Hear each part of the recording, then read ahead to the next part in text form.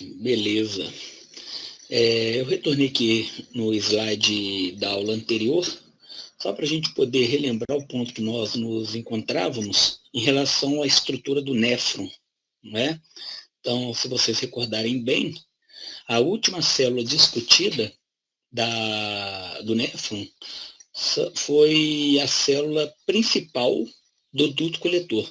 Lembrando que no duto coletor nós temos as chamadas células principais e células intercaladas. A célula intercalada eu ainda não citei nada a respeito. Na célula principal, eu comentei a respeito do processo regulado pelo hormônio aldosterona. Vocês devem recordar bem, onde a aldosterona, aqui representada, ela é secretada em nível de duto coletor. No duto coletor, ela encontra um receptor de aldosterona, representado aqui o complexo formado, né, aldosterona receptor. Lembrando que a aldosterona é um mineralocorticoide esteroidal, então tem grande similaridade química com outros derivados do colesterol, incluindo testosterona, estradiol, estrogênio e assim por diante. Então, substâncias que antagonizam a ação da aldosterona podem trazer interferência com outros tipos de hormônios esteroides, tá? Trazendo naturalmente consequência da redução do nível desse hormônio no organismo. Bom, enfim, uma vez que o complexo aldosterona receptor foi formado, lembrando que hormônios esteroides, eles são reguladores da expressão gênica. O que significa isso? Esse hormônio esteroide, ele é direcionado juntamente com seu receptor a uma região promotora do material genético, ou até mesmo uma região repressora do material genético, e pode induzir ou diminuir a expressão gênica.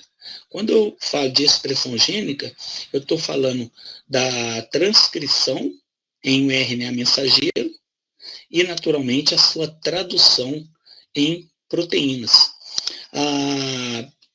As proteínas que são reguladas pela aldosterona são proteínas que irão compor, por exemplo, os canais de sódio presentes na membrana apical dessa região do duto coletor.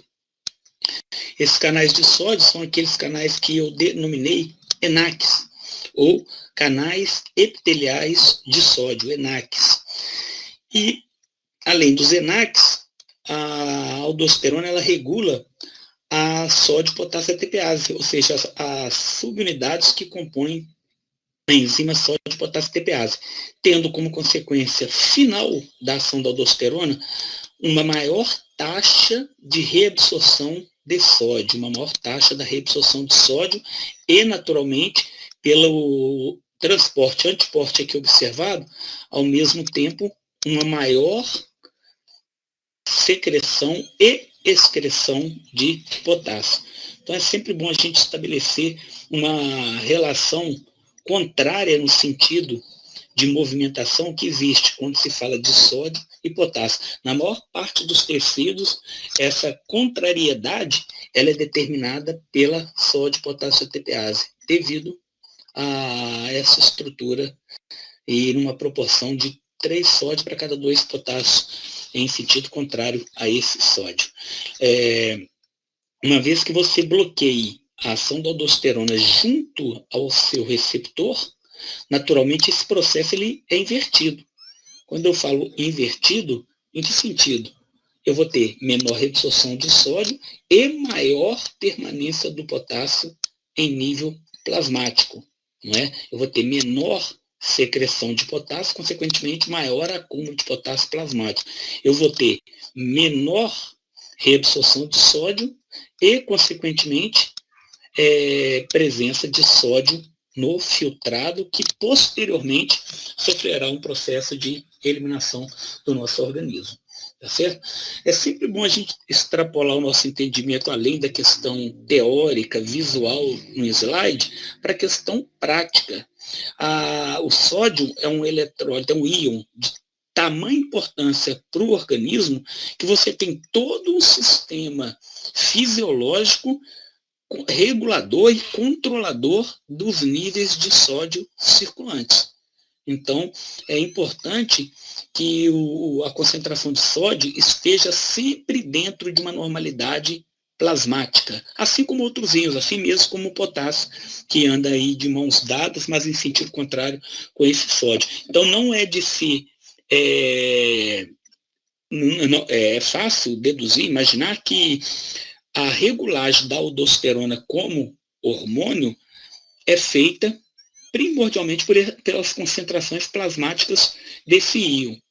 Exemplo, a liberação é aumentada quando a taxa de sódio circulante se encontra reduzida. A partir do momento que você tem uma alta quantidade de sódio circulante, mas por quê? Porque ele é proveniente da dieta, da alimentação. O que você tem que entender é que um hormônio regulador dessa taxa, ele vai estar em nível inibido, que é justamente para você aumentar a sua eliminação urinária. Tá certo? E da mesma maneira, um outro regulador do nível hormonal é exatamente a quantidade de potássio circulante. Tá certo? Ou seja, as variações plasmáticas de potássio induzem maior ou menor liberação do hormônio aldosterona. Então, não, você, como eu sempre friso e bato nessa tecla, vocês serão profissionais da área médica, da área de saúde. Então, a gente não pode progredir desse ponto que a gente se encontra com um entendimento errado. Vocês não podem achar que, porque eu ingeri grandes quantidades de sódio, esse sódio vai ficar no meu organismo ad eterno, né? Infinitamente. Você tem hormônio regulador para não reter sódio no organismo. Da mesma maneira, esse mesmo hormônio ele é capaz de aumentar o sódio que seria eliminado para que a concentração plasmática seja estabilizada. E o mesmo vale para o potássio. Então, mesmo que a sua pressão eleve um pouco, quando eu digo um pouco é porque é pouco mesmo, com ingestões elevadas de sódio, a eliminação posterior desse íon irá acontecer. Tá certo? Você não vai segurar algo que é desnecessário no seu organismo, principalmente se fosse algo, se fosse, eu não estou falando que é, principalmente se fosse algo que pudesse trazer algum prejuízo orgânico, né? Algum prejuízo fisiológico e orgânico. Correto? E o mesmo é válido para o íon potássio. Bom, eu fiz essa recapitulação de um tipo celular que compõe o duto coletor, né, a célula principal, e nessa mesma estrutura do duto coletor, a gente encontra um outro hormônio que exerce regulagem importante, de forma até semelhante à aldosterona, só que não regulando a taxa de reabsorção de sódio, mas sim a taxa de reabsorção de água. Olha que interessante. A gente colocar esse slide, colocar o anterior, dá a entender que é basicamente o mesmo. Só que a gente prestando atenção, a gente nota que o hormônio agora em questão é um hormônio chamado hormônio antidiurético, que está aqui representado pela sigla ADH. Pode usar a sigla em português também, HAD, HAD, né, hormônio antidiurético. Ou pode usar o termo vasopressina, por causa do entendimento que esse hormônio ele tem a função de aumentar também, em parte, a pressão sanguínea, já que a função é regular reabsorção de água. Ora, se eu reabsorvo água que seria eliminada e boto ela novamente para o nível plasmático, o volume sanguíneo aumenta e a pressão sanguínea também aumenta. E a vasopressina, ela já tem uma função reconhecida de controle de volumes corpóreos e, consequentemente, da pressão sanguínea. Bom, só uma pergunta, onde que a aldosterona é produzida? Aldosterona.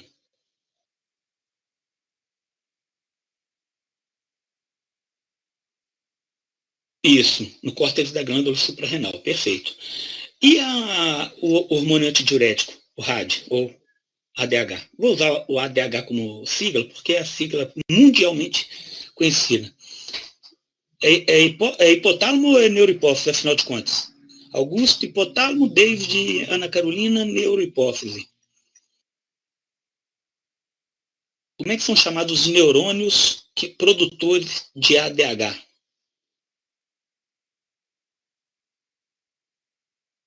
Já pulei para outra pergunta, naturalmente, porque está tudo correlacionado. Bom, o corpo celular desse neurônio produtor, ele se encontra no hipotálamo, tá? São os neurônios magnocelulares hipotalâmicos, que se projetam para a hipófise. Então, naturalmente, a produção é hipotalâmica e a liberação é neurohipofisária, tá certo? São liberados pela hipófise, mas produzidos pelo hipotálamo, correto? Agora a gente está falando de uma estrutura neuronal que regula volumes hídricos. Então, por dedução lógica, o que faria com que esse hormônio, que esse neurônio, ele reagisse a ponto de liberar o ADH? Liberar o ADH. Então, você, pela nomenclatura, tem que definir qual que é a função do hormônio e o que faria com que esse hormônio fosse liberado.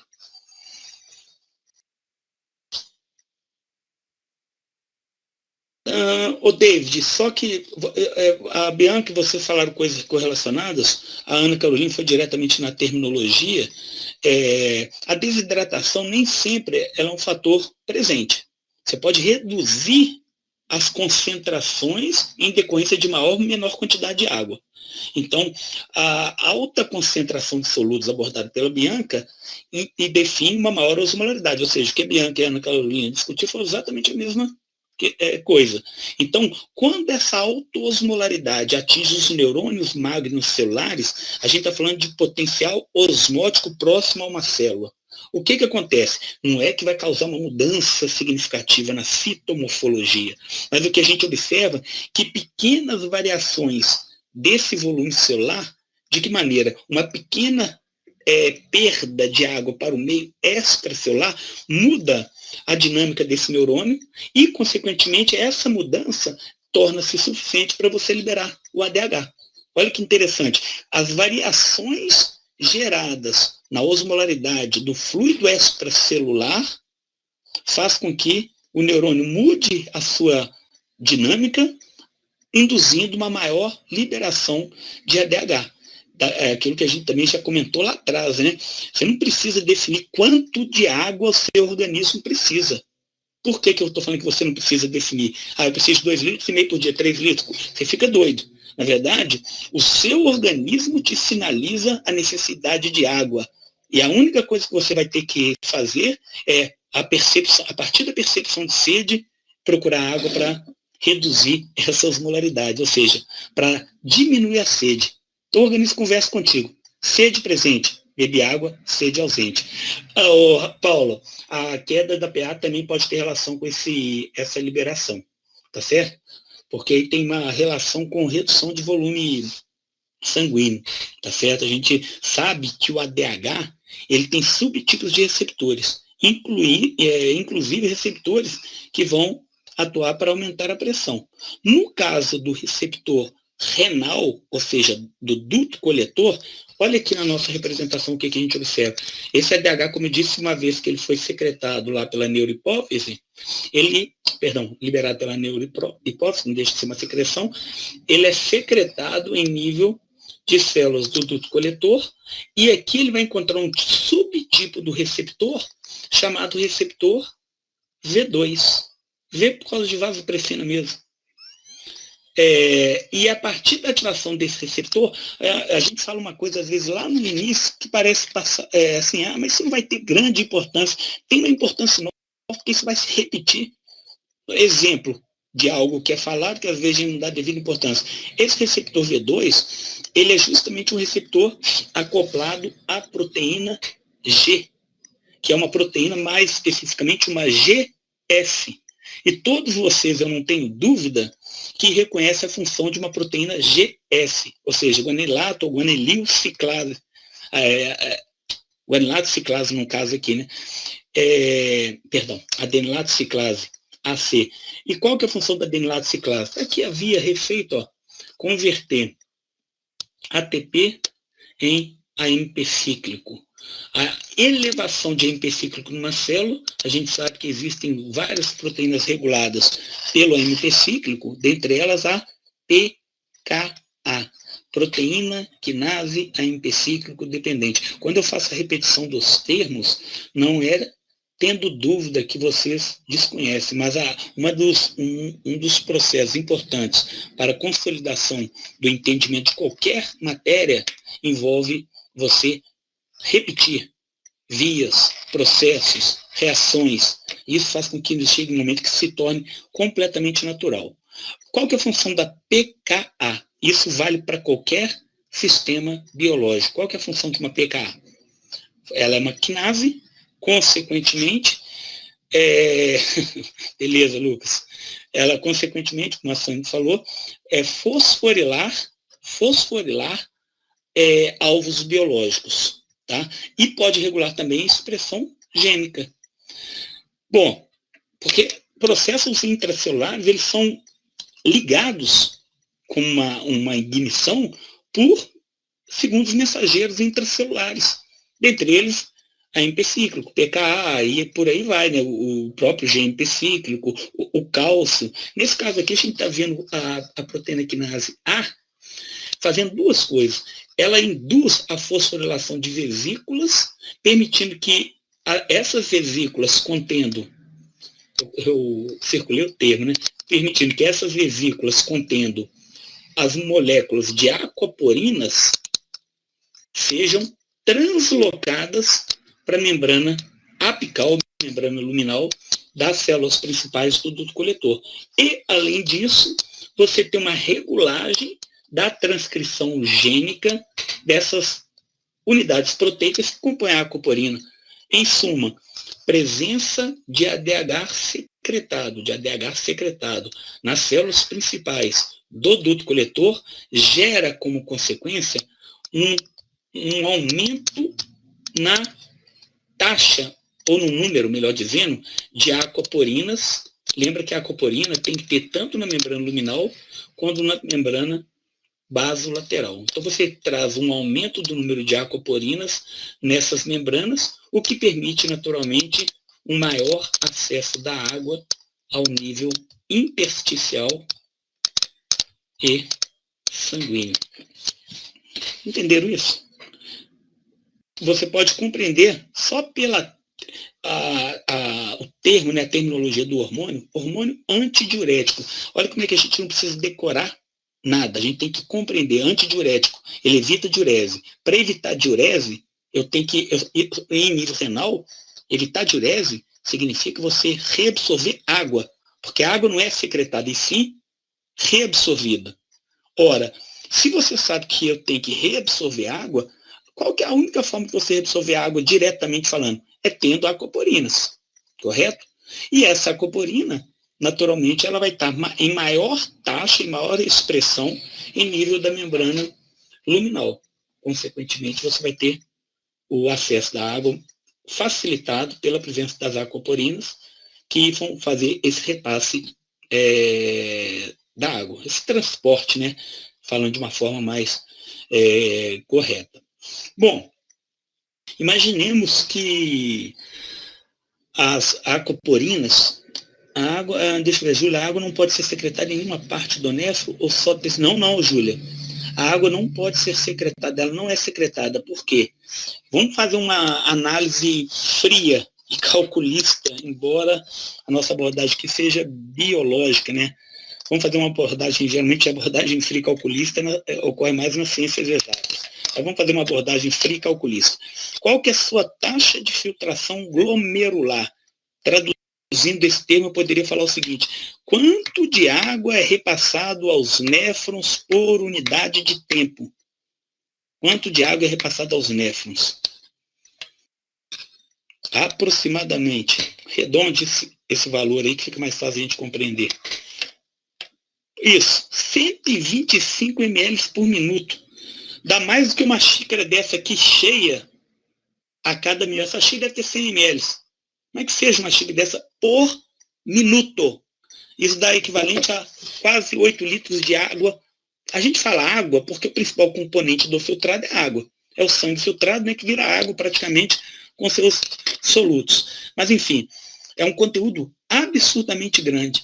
Aí eu falo para você, pergunto, Júlia, para que você quer secretar mais água? Se você tem 7 litros por hora circulando ali nas estruturas do néfron, sendo que você tem que ainda dar um jeito de absorver isso. Reabsorver, né? Falando em questão de néfron. Faz sentido eu realmente secretar água? Me responda, Júlia.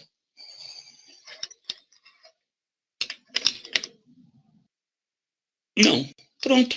Não tem que se discutir muita coisa. Não faz sentido, porque eu já filtro demais. A única coisa que eu tenho que controlar é a taxa a ser reabsorvida. Não ou entendeu? Saiu uma palavra debaixo da outra. Você entendeu provavelmente, correto? Beleza, acredito que sim. Bom, eu fiz. Ok. Eu fiz a pergunta em relação à estrutura produtora de ADH, né? O que aconteceria? Incomum, mas pode ocorrer. O que aconteceria se eu tivesse um traumatismo crânioencefálico, porque tem que ser encefálico também, né? Não pode afetar só o osso, tem que afetar a estrutura interna, que comprometesse os neurônios magnocelulares hipotalâmicos produtores de ADH. Vamos imaginar que não tivesse maiores consequências além daquilo que nós estamos discutindo. O que isso poderia trazer de prejuízo?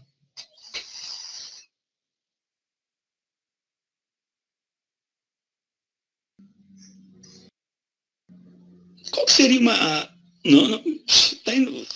Ô, Josiane, eu estou querendo, ficar restrito à discussão envolvendo o sistema urinário. Tá? Claro que hemólise é destruição da célula, mas isso, a princípio, a gente não observaria. Eu queria saber o seguinte, em relação ao que a gente está discutindo aqui, você não iria, como falou, liberar DH e, consequentemente, ocorreria aumento da diurese. Ô, Poliana, a Ana Flávia falou aumento da diurese, você falou retenção de líquido. A Sandy também falou aumento da excreção de líquido. Perfeito. Então, só corrigindo, se você inviabiliza os neurônios que são produtores de ADH, a função retentora de água ela é perdida instantaneamente. Então, você tem que ter, logo em seguida, uma incapacidade de reter água. Se você não reter água, essa água é eliminada, respondendo também ao que a Júlia tinha me perguntado a respeito de secreção de água. Você não retém, você simplesmente deixa de reabsorver água. Então, o portador de uma condição como essa, ele teria o que a gente chama de poliúria, eliminação significativa, contínua, repetitiva de água pela urina, ou seja, diurese contínua, certo? Toda hora necessidade de ir no banheiro. E a sede dele? Como estaria? Sempre? Respondendo ou perguntando? Vocês estão colocando interrogação. Poderia ter queda de pressão também, sem dúvida, Lucas. Perder muita água traz queda de pressão. Respondendo, beleza, Ana.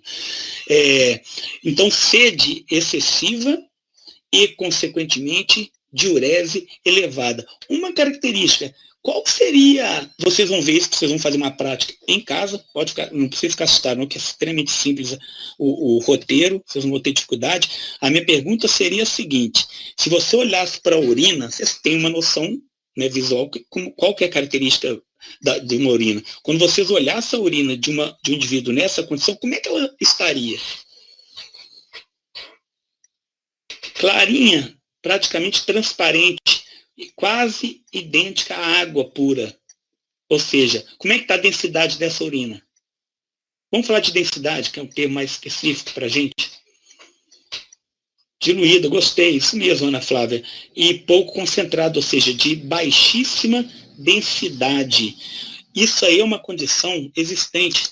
Isso é chamada de diabetes insípidos.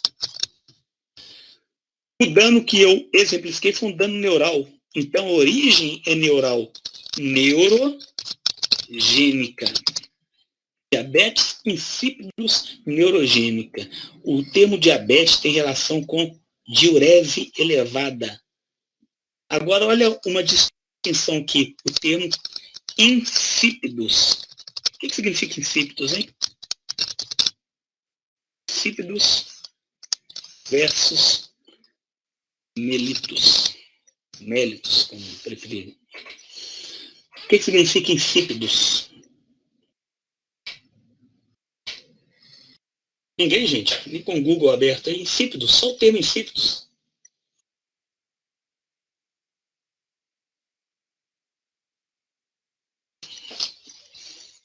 Ninguém?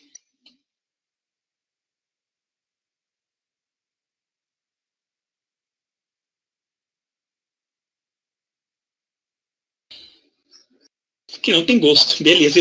Ô, Bianca, bom que você já teve o trabalho de olhar aí. Eu ia colocar no Google aqui para ver exatamente como está a descrição lá. Algo que não tem gosto. Esse algo que não tem desprovido de gosto, de algo. Enfim. O que não teria gosto no diabético insípido?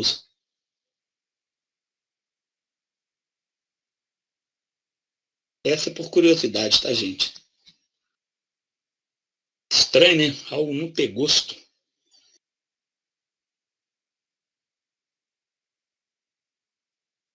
Alguém? Bom, estão escrevendo.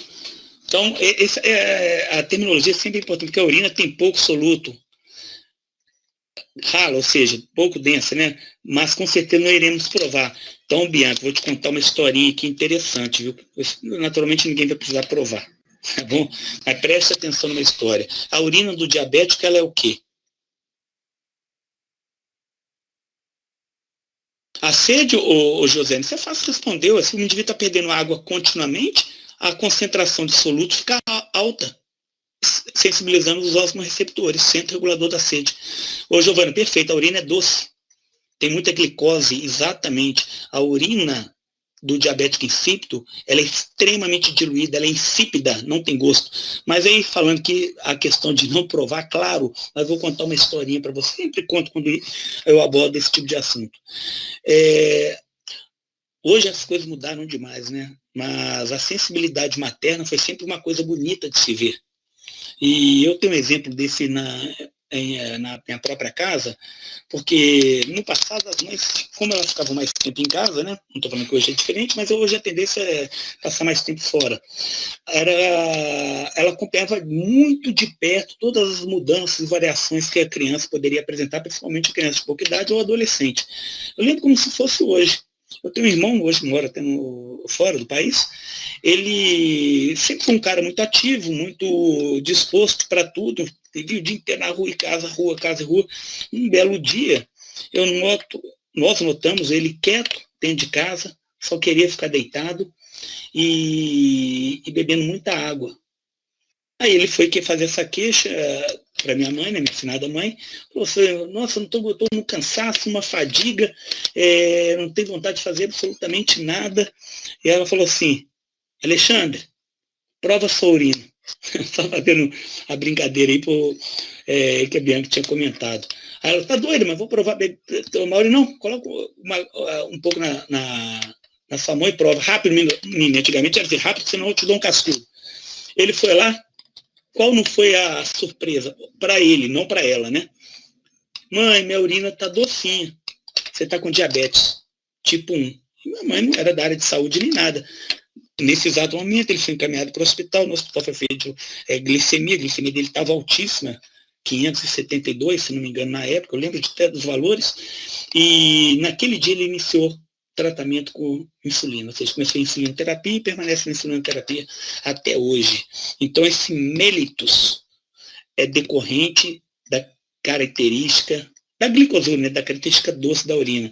E a distinção no quadro seguinte, diabetes insípidos, é também em decorrência da característica urinária, tá certo? E viu, Bianca, só mais um detalhe, existem relatos de mãe que prova a urina do bebê ou da criancinha, né, que não tem muita noção das coisas, mas tem as características que chamam a atenção da mãe, e nota que a urina está doce.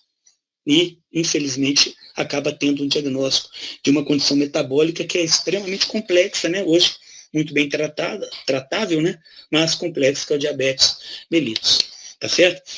No caso do diabetes insípidos, você tem ela neurogênica, como nós comentamos, e existe também diabetes insípidos nefrogênica, ou DING aí, diabetes insípidos nefrogênica. O que poderia ser o diabetes insípidos nefrogênica? Se vocês repararem, eu tinha falado do receptor por ADH, que é exatamente o receptor V2.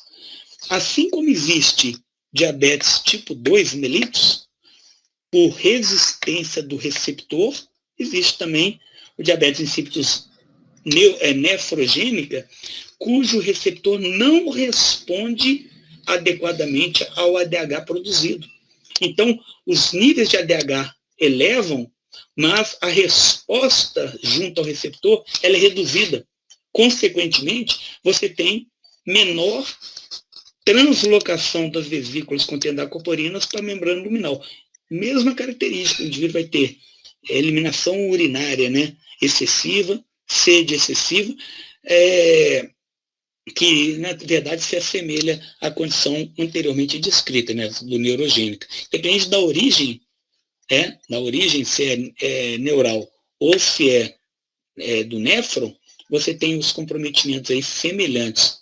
E, naturalmente, a reposição com ADH exógeno tem que ser feita, tem que ser conduzida para estabelecer a função de controle de líquidos corpóreos. Beleza? Rapidamente, diante de um quadro, aí sim, viu, David? Você usou muito esse termo. Diante de um quadro de desidratação, me falem como que estão o número de aquaporinas, se está alto ou baixo, e como que está o nível de ADH no organismo. Aquaporina e ADH. Claro que eu não estou colocando diante da desidratação como estarão, ou seja, posteriormente, os níveis de aquaporinas e de ADH.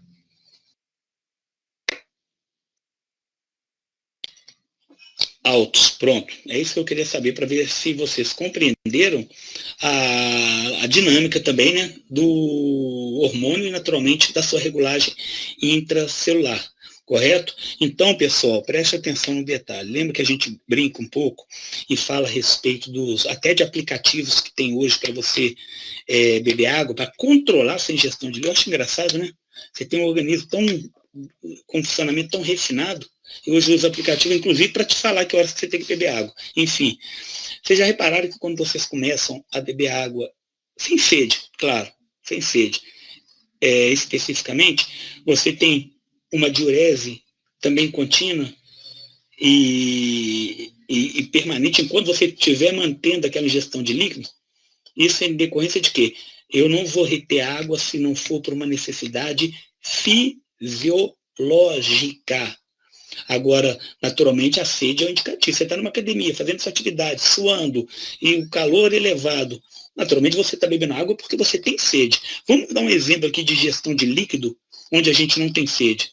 Quando o indivíduo está lá no barzinho tomando cerveja, o que ele está fazendo? Sede, ele já matou logo ali no início. Mas ele continua pelo prazer da ingestão da bebida alcoólica.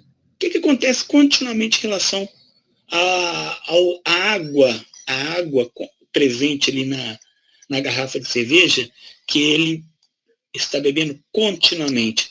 Ela é praticamente toda eliminada, mostrando ali as claras que você não retém volume de líquidos diante de um funcionamento normal, ou seja, diante de uma homeostase, de um equilíbrio biológico. Bom, alguma dúvida até então?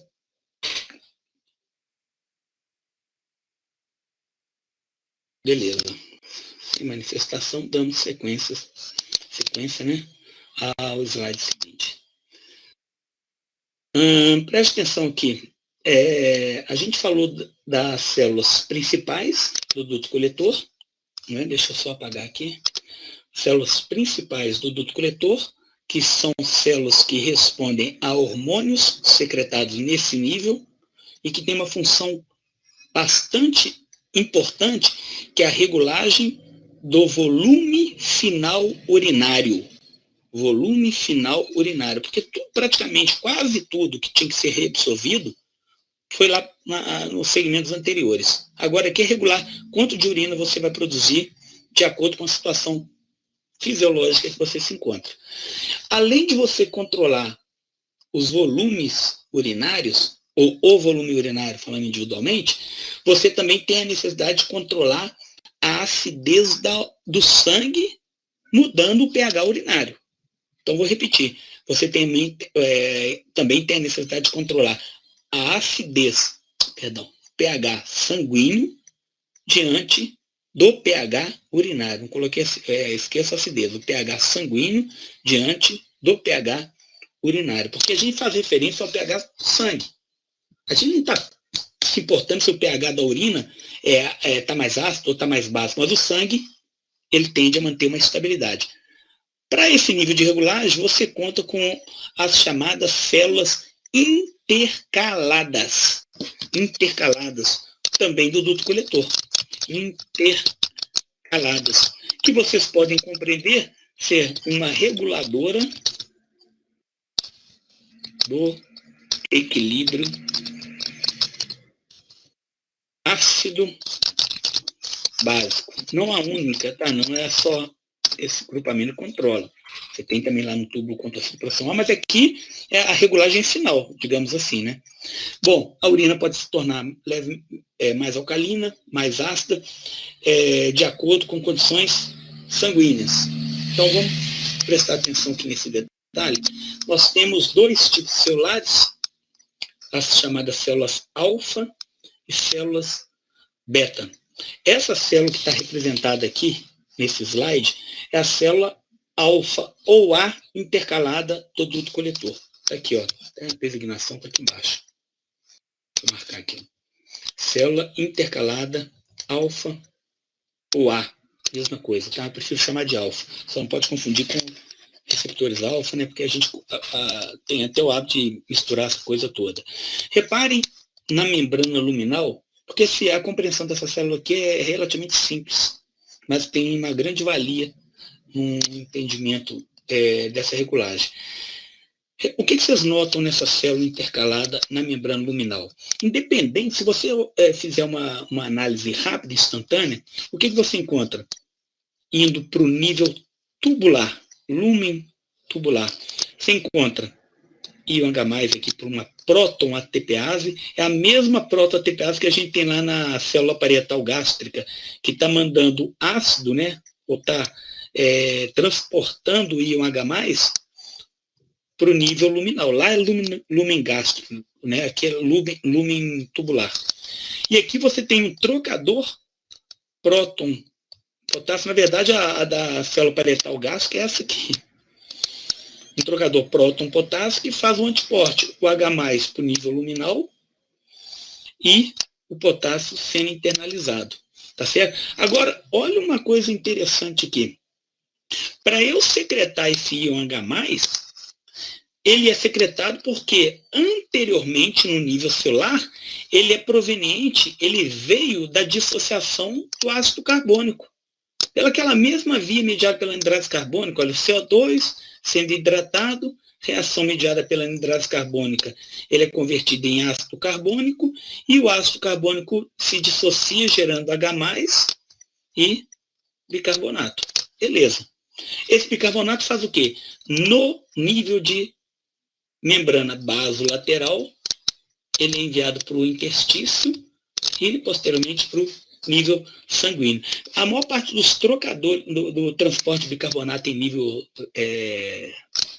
celular acontece por um antiporte com cloreto. Tá? A gente vai ver isso em outros sistemas, vai ver isso lá na fisiologia respiratória, né? Vocês vão ver posteriormente também no trato gastrointestinal. Esse tipo de transporte é muito comum, um antiporte do bicarbonato com o cloreto. Mas o que eu quero que vocês visualizem aqui? Isso acontece quase em quantidades equimolares. Para cada H+, que é secretado, você tem um bicarbonato reabsorvido para o nível, quando eu falo reabsorvido, isso seria redundância, né? Falar que é para o nível sanguíneo. O entendimento do processo de reabsorção é transporte do nível tubular para o nível sanguíneo. Então, para cada H+ secretado, você tem um bicarbonato sendo reabsorvido para o nível intersticial e sanguíneo. Então, por exemplo, a gente pode fazer cálculo onde eu não vou ter a quantidade de bicarbonato reabsorvido, a gente vai fazer um cálculo não hoje, na aula provavelmente, equimolar a quantidade de H+ secretado.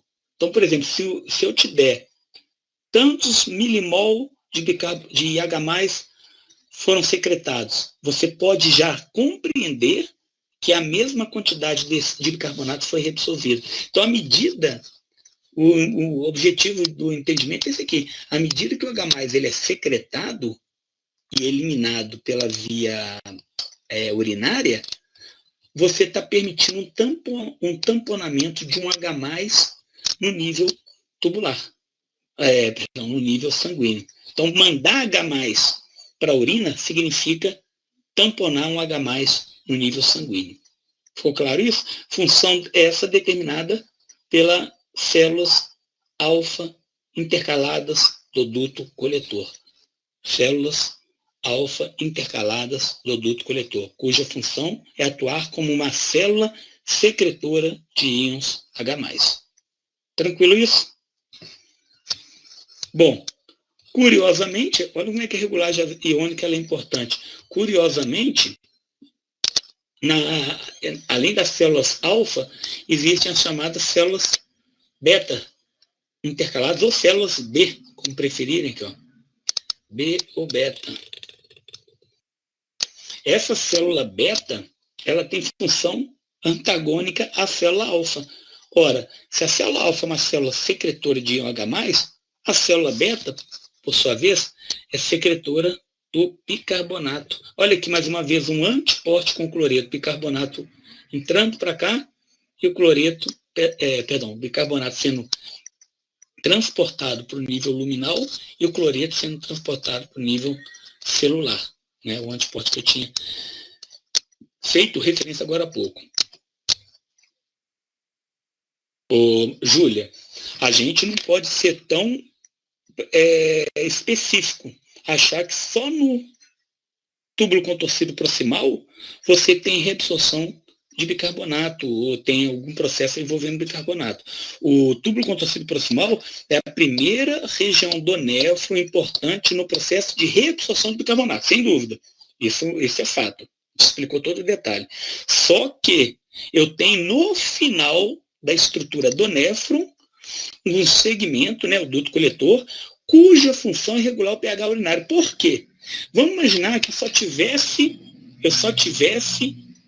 as células do túbulo contorcido proximal e eu precisasse regular o pH sanguíneo, não falei instante algum. A glicose sim, aminoácido sim, mas bicarbonato não.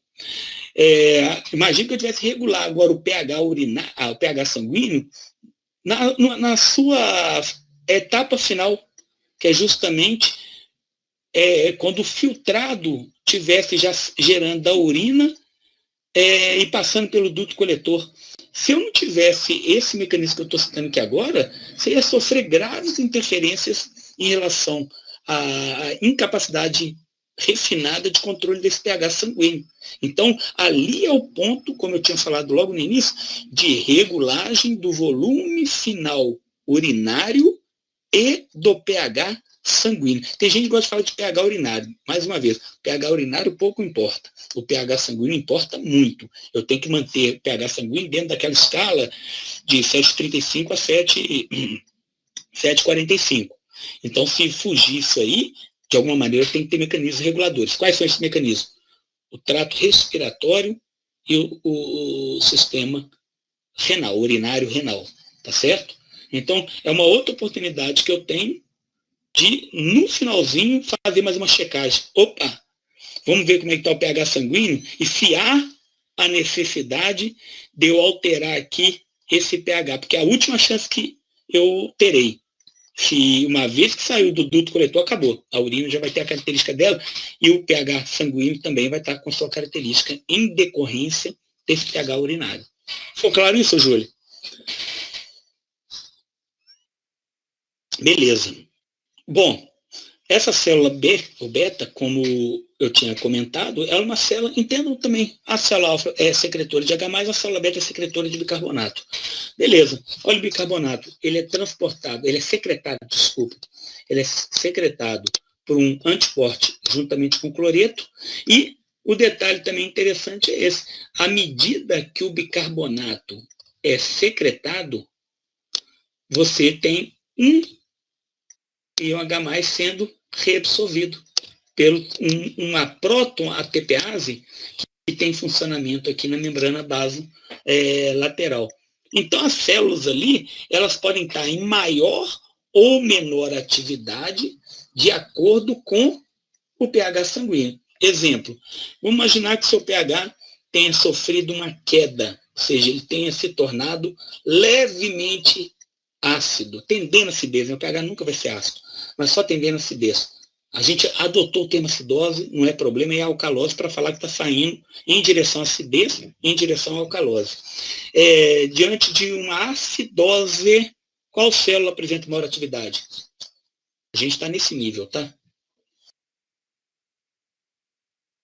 Diante de uma acidose, só pode ser, deixa eu baixar a barrinha de... sim, desculpa, tá certo. Se eu tiver acidose, eu tenho que tentar secretar ácido.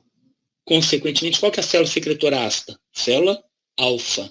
Eu tenho que eliminar o ácido que está me causando o problema. Viu, Bianca? A acidose, eu não preciso falar que é sanguínea. Falei que o pH sanguíneo que interessa, para ele que eu estou fazendo referência. Diante de uma acidose, imagine se diante de uma acidose eu começar a secretar mais bicarbonato. Aí eu agravo a condição do camarada aqui no nível sanguíneo. Beleza? Ótimo. Entendi, Bianca. Presta atenção, eu falei sim, a pergunta foi, qual célula precisa ter maior atividade? Célula alfa ou beta diante de uma acidose? Aqui, ó, Ana Carolina, a Gabriela, a Bianca frisaram que a célula é alfa. Por que ela falaram que é a célula alfa? Porque a célula alfa é secretora de íon H+. Lembra que para cada íon secretado H+, eu tenho bicarbonato reabsorvido. É justamente o bicarbonato que está sendo reabsorvido que vai tamponar a acidez lá no sangue. Compreendeu isso? Agora, a célula beta, ela é secretora de bicarbonato. Imagina, eu já estou com um problema aqui no nível sanguíneo. Eu vou tirar um pouco de bicarbonato e vou mandar ele embora para o nível urinário? Então, não faria sentido dentro dessa nossa discussão. Entendeu, Bianca? Vou dar um ok para a gente poder prosseguir.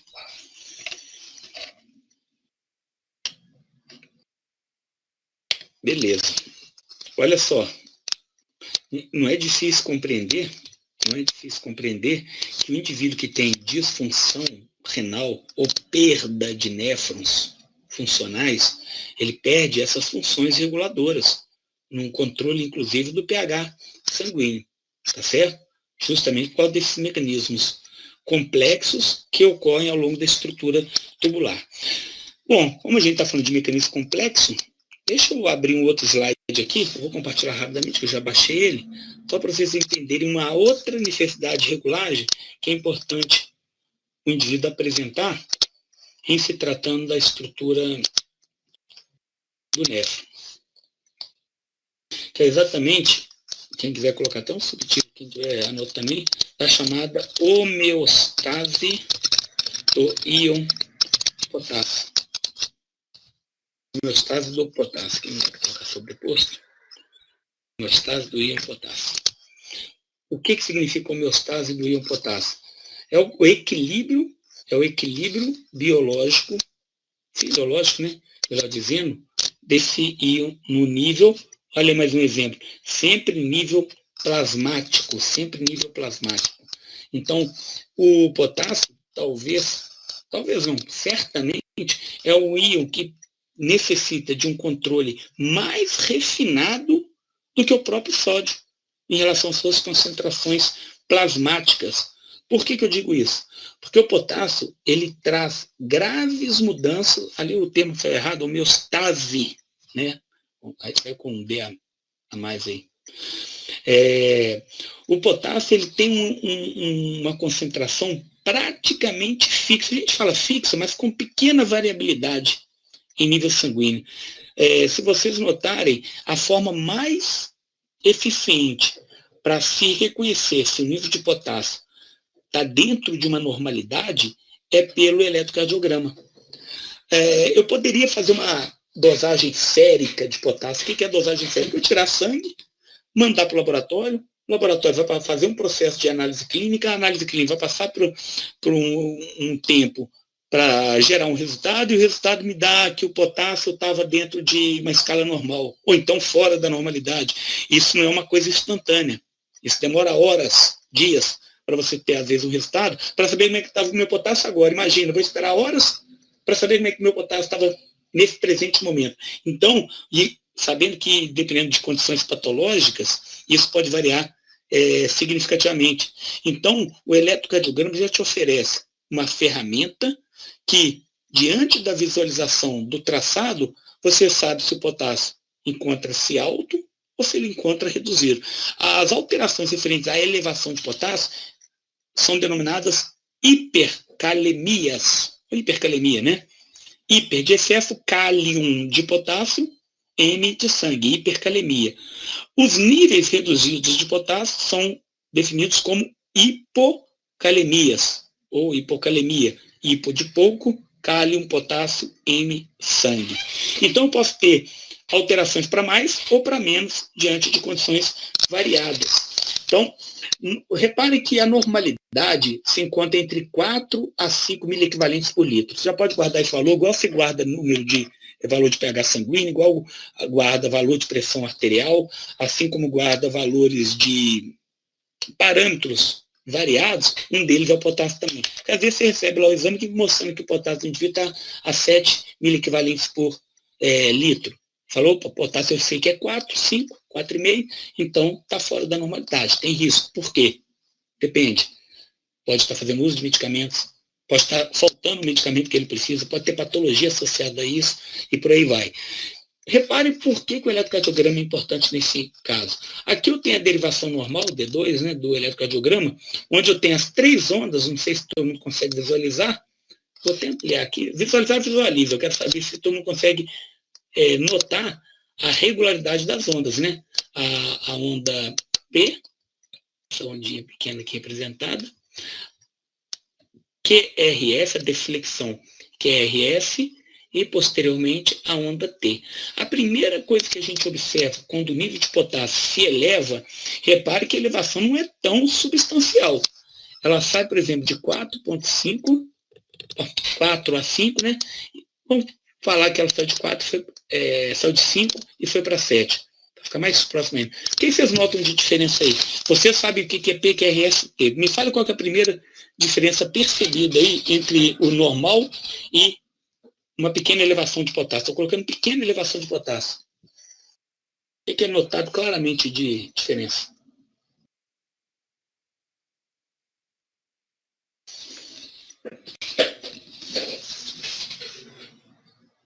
Eu estou fazendo a pergunta para vocês guardarem um termo importante que eu quero que vocês utilizem. Se você notar, Bianca, a diferença mais marcante entre a de 4 e 5 e a de 7 é um detalhe sobre a onda T. É o detalhe mais evidente. Olha aqui, olha a onda T nesse caso aqui que eu estou circulando. Ela está normal, essa onda T? Aumento da curva entre QRS e a onda T. Então, a primeira coisa a ser notada na hipercalemia é o aumento de amplitude da onda T. Aumento da amplitude da onda T. Amplitude é essa altura da onda. Então, qualquer discussão que envolva eletrocardiograma, eu quero que, se vocês estiverem fazendo referência à elevação do tamanho, né, da ordenada ali, eu quero que vocês usem o termo amplitude. É um termo técnico que vai ser frequentemente utilizado daqui para frente por vocês, na própria atuação clínica, né? Então, aumento da amplitude da onda T. Caso o nível de potássio continue se elevando, repare que aqui eu saí deixa eu colocar o lápis aqui, ó, de 7 e fui para 8, aí eu já noto algumas diferenças mais marcantes. Aí eu tenho prolongamento do intervalo PR, ou seja, o espaço que vai de P a Q, a gente fala PR, mas vai até, perdão, é de PQ, mas a gente fala PR. E depressão do segmento ST, e a onda T ainda continua alta. Essa depressão de segmento ST, ela pode ser até semelhante à que a gente observa num infarto infra ou supra de ST. Infra é para baixo, supra é para cima. Então existe essa depressão. Se isso continuar, de 8 para 9, olha só, parada atrial, função do átrio já se torna comprometida e bloqueio intraventricular, entre os ventrículos, né? E, naturalmente, se for chegar a 10, existe a fibrilação ventricular. Então, percebam que o eletrocardiograma muda significativamente só pelo fato de você estar com, que já é muito, né? Alteração nos níveis de potássio circulante. Quando você pega, o bonito é isso, né? Porque você consegue ver uma variação importante olhando ali a dinâmica desse eletrocardiograma. No caso de redução do nível de potássio, saiu apenas do nível de 4 miliequivalentes e foi para 3,5. Olha o que acontece. Achatamento da onda T baixa. A onda T tem um tamanho certo, eu ainda quero fazer essa prática com vocês, a gente vai fazer. Aqui ela já está baixa.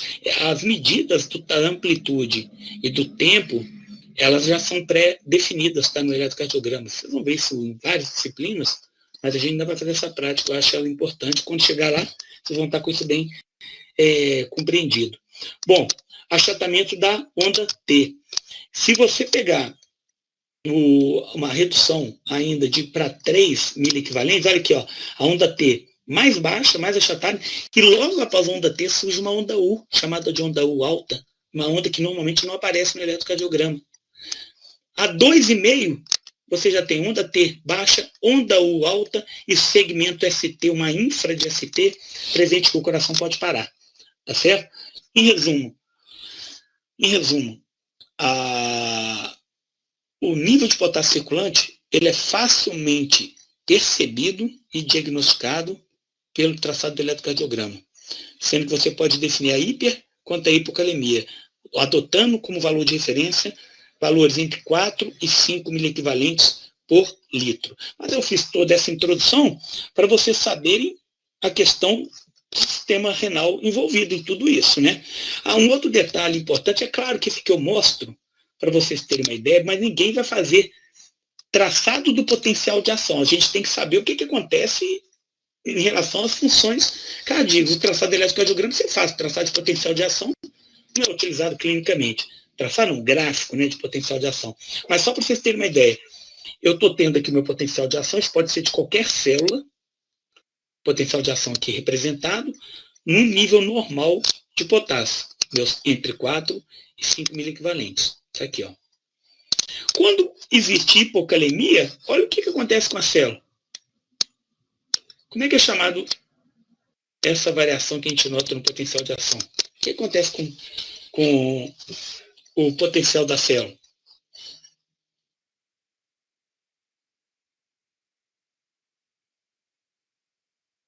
Deixa eu ver o que vocês responderam aqui.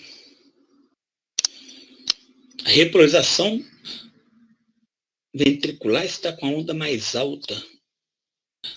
A repolarização ventricular é a onda T, né, o Sandy? É isso que você tinha falado, isso é na hipercalemia comum. Pode ser referência direta à onda T alta, né, amplitude elevada. Mas eu quero saber o que acontece no potencial diante da hipocalemia. Ela se torna hiperpolarizada, Josane, exatamente isso. E, consequentemente, você demora mais tempo para se gerar um novo potencial de ação. Não que ele vá ser completamente inibido, Bianca, mas você retarda a geração desse potencial, certo?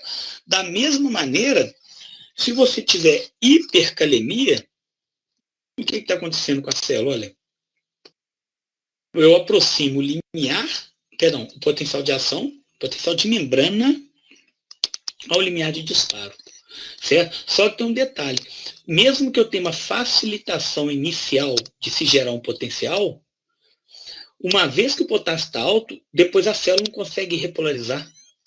Por quê? A repolarização tem relação com a retirada do potássio. Como você começou a aumentar a concentração extracelular de potássio, eu vou ter dificuldade de retirar esse potássio para o meio externo e, consequentemente, para gerar a repolarização. É por isso que potássio mata. A condição mais simples que causa morte no indivíduo e mais fácil é por presença de cloreto de potássio circulante. A injeção letal, a gente já comentou isso lá atrás, ela mata porque é uma solução concentrada de cloreto de potássio. Você causa dificuldade de repolarizar qualquer célula se o nível de potássio estiver significativo. E o coração fibrila, como vocês viram agora há pouco ali na representação do eletrocardiograma. Do potencial de ação na hipercalemia, Ana Carolina, olha só, na hipercalemia, está aqui representado, ó. Olha o potencial de repouso para onde vai. Grifei aqui de vermelho. Ele está aqui. Então, vamos imaginar que eu gere um potencial, só que como o potássio ele está muito elevado lá de fora, porque é uma hipercalemia, ele perde. O que causa a repolarização de uma célula? Não é saída de potássio? Então, se ele já estiver muito concentrado no meio externo, essa saída vai ser dificultada. Então, a célula não consegue repolarizar a ponto de chegar no nível de repouso e gerar um novo potencial de membrana. Lembra que para uma repolarização acontecer, o íon potássio tem que deixar a célula. Se ele começa a ter dificuldade de sair para a célula, para fora da célula, essa repolarização ela não se torna possível. E, consequentemente, as células que são excitáveis, dependentes de potenciais, elas param por incapacidade de repolarizarem. Ficou claro isso, Ana Carolina?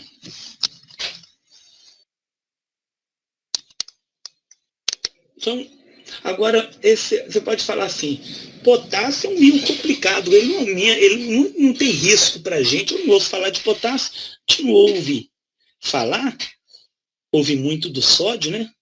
Mas olha só, para vocês terem uma ideia, quanto de potássio a gente pode encontrar numa dieta normal, padrão. 100 miliequivalentes de potássio você internaliza todos os dias, em média, pela via alimentar.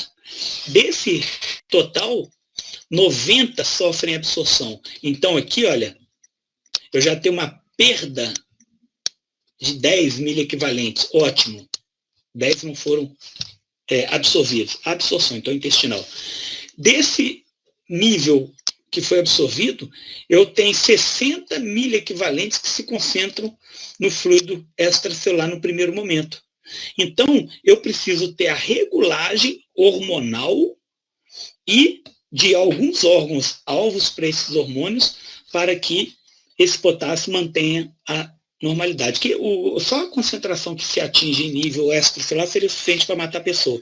Uma coisa boa, só pela alimentação. Então você tem aqui, olha, os 3 hormônios que exercem uma função chave, primordial, quando se trata de íon de potássio. O que nos interessa aqui é o terceiro, mas olha só, insulina, que a gente praticamente reconhece a função de redução glicêmica. É um dos hormônios mais importantes para a internalização desse potássio aos estoques teciduais. A adrenalina, da mesma maneira, é um neurohormônio que participa da internalização de potássio nos estoques teciduais. E por último aqui, olha, nessa listinha, a aldosterona, que também tem relação direta com o potássio. A gente sabe o que a aldosterona regula, já discutido aqui exaustivamente em slides anteriores, e na aula anterior também. E o rim, que é o nosso órgão-alvo nesse módulo, participando aqui, olha, de regular praticamente quase a totalidade, 90, 95 miliequivalentes de potássio ao longo de um dia. Então, o nosso alvo aqui, olha, é esse órgão aqui. A gente vai repetir algo que já foi discutido. Mas antes de passar o slide, eu queria que vocês me dessem uma resposta de acordo com essa discussão que foi feita agora. Imagine que o indivíduo se encontra num quadro de hipercalemia, excesso de potássio, um quadro grave que precisa ser revertido. Porque se ele está mantendo essa hipercalemia, ele precisa de reversão. Porque se ele mantém, é porque meus órgãos, meus sistemas, eles não estão conseguindo dar conta de manter a homeostase do potássio. Vocês poderiam me apontar uma intervenção clínica útil na redução de uma hipercalemia? Intervenção clínica útil na redução da hipercalemia.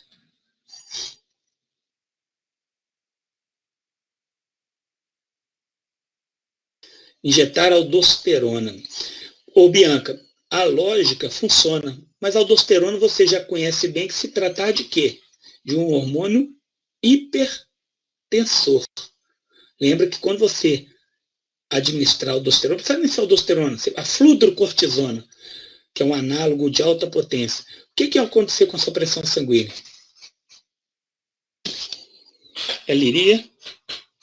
Não tá, a hipótese é boa, é plausível, mas a gente tem que contar, exatamente, você tem que contar com as consequências paralelas. Você ia ter hipertensão induzida para um paciente que às vezes é crítico. Às vezes ele está com uma condição cardíaca, cardiovascular, que essa intervenção seria um pouco problemática. Outra possibilidade, mas eu gostei da proposta. O problema nas intervenções sempre são essas questões. Eu estou mexendo numa coisa, tem que ver qual que é o nível de interferência em outra coisa que eu possa aceitar. Vou dar um exemplo atual, né? Se discute agora, o uso da hidroxicloroquina para tratamento de Covid, né, dos pacientes portadores de Covid. O que acontece? Esse tipo de medicamento interfere com os canais de potássio, retardando a repolarização e prolongando o intervalo QT. Tem muita gente que tem problema cardíaco que é em decorrência do uso da hidroxicloroquina lá no paciente, né, que a princípio poderia se beneficiar. Diurético, nossa mãe, ô Alex, às vezes o indivíduo só está com problema no potássio, você vai reduzir a pressão dele? Ah, não, parei, tem um detalhe, hein? Os diuréticos são dispensadores de potássio. Não entendi a sua lógica. Tá, mas aí você vai interferir com a pressão sanguínea. Poderia ser até por essa forma, né? Inibição de NKC2. Se o nível de potássio dele não for tão significativo, isso até daria resultado. Tá bom? Isso é uma possibilidade, sim. Mas eu estou querendo fazer uma intervenção no indivíduo que está com hipercalemia grave. Nenhuma? Vocês esqueceram justamente a que é feita na clínica. Ninguém é obrigado a saber. Estou querendo simplesmente pela discussão que a gente fez aqui até então. Vocês não animaram a administrar um dos hormônios reguladores de fácil administração? Vai escrever o Lucas. Vai esperar isso, Lucas. Até coloquei aqui já para responder. Perfeito, insulina. E a insulina? Qual que é o risco dela ao administrar para reversão de hipercalemia? O que vai causar?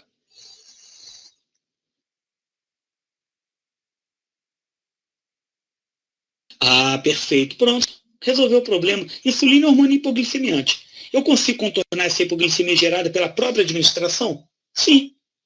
De que maneira? Eu coloco uma insulina glicosada. Então parece paradoxal. Imagina que você fala assim, foi utilizado insulina glicosada lá no hospital para isso, para aquilo. Aí você vai falar assim, insulina mais glicose? Pode ter certeza. Se vocês observarem o uso de insulina glicosada, isso é feito para quê? Reversão de hipercalemia no paciente lá internalizado. Tá bom? A insulina regular, ela permite administração endovenosa. É a única insulina que permite administração endovenosa.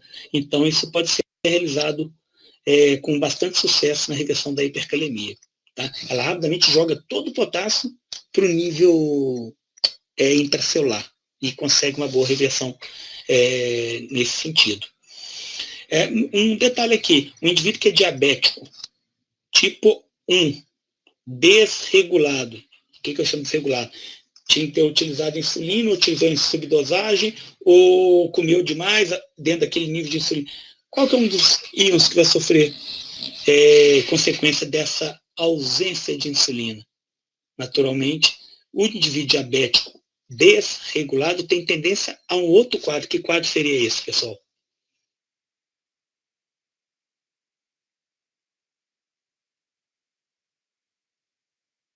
Tendência a?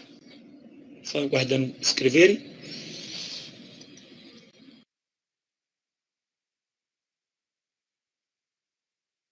Hipo não, Bianca. Porque a função... Hiper, Gabriela, perfeito. Por quê? Vocês estão perguntando, é resposta, tá? A insulina capta. Se falta insulina, a captação é prejudicada, vai tender a hipercalemia.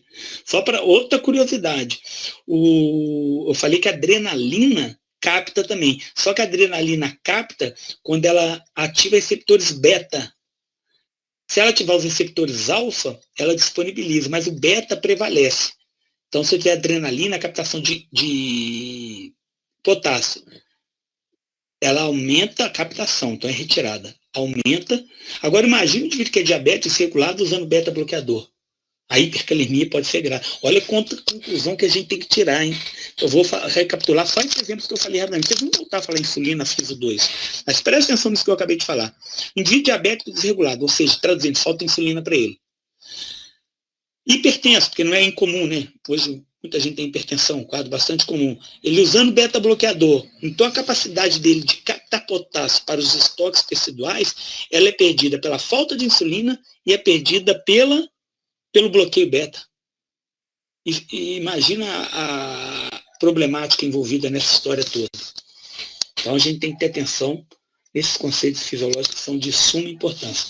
Como a nossa abordagem envolve e sistema urinário renal, repare aqui, eu tenho 3 situações representadas e como que o néfron se comporta em relação a essas 3 situações. Repare que aqui nesse néfron da direita de vocês, eu tenho na condição de ingestão normal e ingestão aumentada de potássio, quando muito potássio está presente.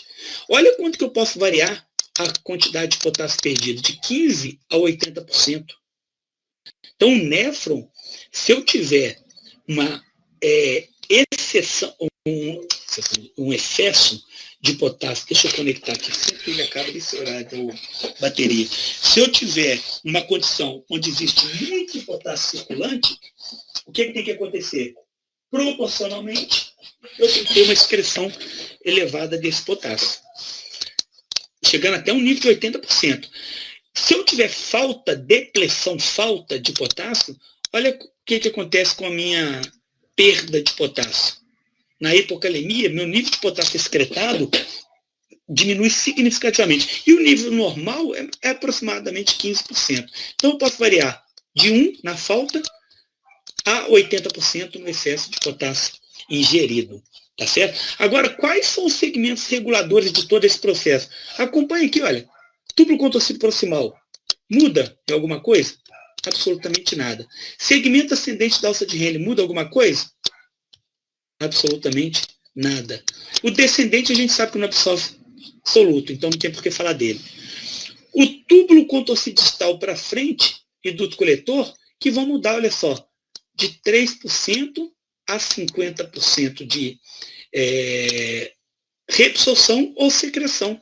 Aqui, ó, de 9% de reabsorção na falta de potássio e chegando até 30% de secreção no excesso de potássio. Então, o néfron, ele, mais uma vez, ele é extremamente refinado nesse controle, a fim de evitar qualquer prejuízo nesse sentido.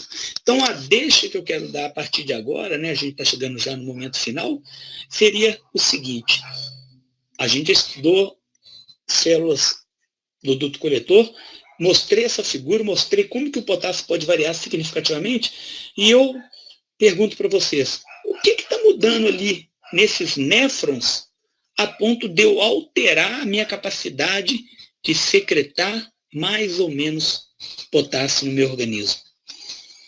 O que está diferenciando ali?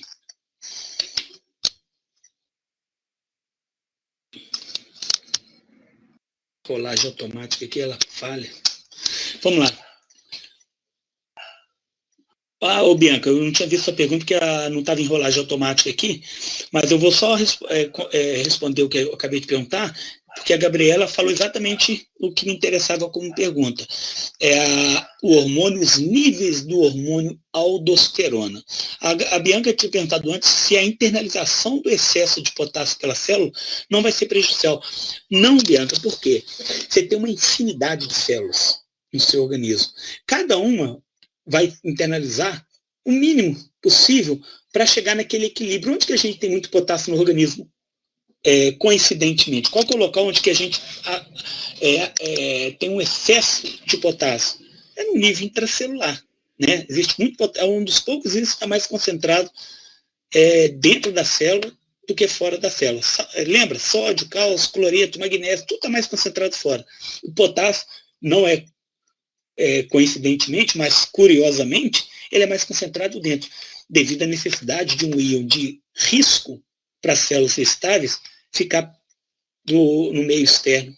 Então, os organismos se desenvolveram preservando as outras estruturas, guardando esse potássio em excesso para no interior das diferentes células aí do nosso organismo. Então, de uma maneira ou de outra, todas as células são responsivas a hormônios, né? Dentre eles, o hormônio aldosterona. Tá certo? Agora, Gabriela, pegando o gancho da sua resposta, a minha pergunta é simples, porque vocês vão analisar exatamente o método aqui e vão ter facilidade para me responder. Diante de um excesso de potássio, quando eu falo excesso sanguíneo, lembra que a nossa base é o sangue. O que acontece com o nível de aldosterona?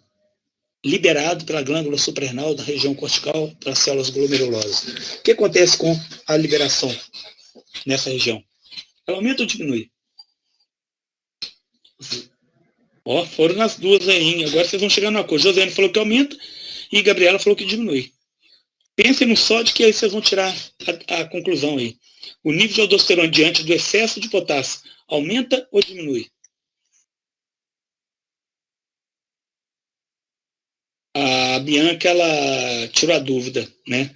Então, na verdade, aumenta, como a Josiane tinha falado.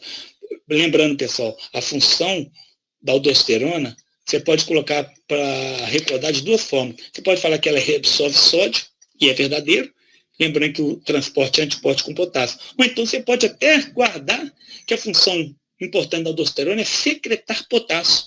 Ao mesmo tempo que ela reabsorve sódio, ela secreta potássio. Então, diante do nível elevado de potássio sanguíneo, você tem a elevação do hormônio aldosterona e, consequentemente, uma maior taxa de secreção por esse hormônio. Isso é complicado, pessoal? Então, vocês podem até definir um dos sensibilizadores da liberação de aldosterona. Qual seria um outro sensibilizador da liberação de aldosterona?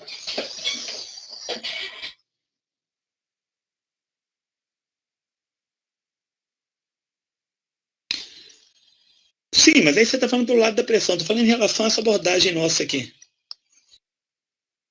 Exatamente. A hipercalemia ou a elevação. Vamos colocar nem hipercalemia, que Oi, acabou.